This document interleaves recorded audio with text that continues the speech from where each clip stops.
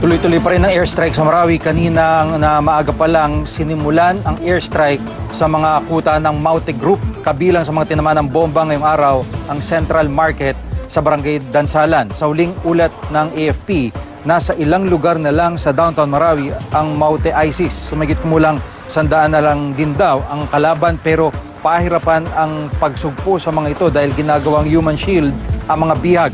Kahapon nakuha na rin ng militar ang kuta ng Maute sa Dansalan College Building. Sari-saring armas ang nakuha doon, kabilang na ang ilang machine gun at sniper rifle.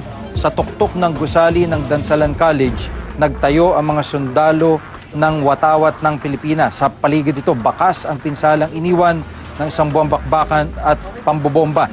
Sa nalalapit naman pagtatapos ng 60 araw na martial law sa Mindanao, sinabi ng AFP na may pag-aaralan silang mga kondisyon bago irekomenda ang pagpapalawig ng martial law. Ayon naman kay Chief Presidential Legal Counsel Salvador Panelo, sakaling kailanganin ngunit hindi pagbigyan ng Kongreso ang pagpapalawig sa martial law, posible umanong magdeklara na lang ng panibagong martial law ang Pangulo.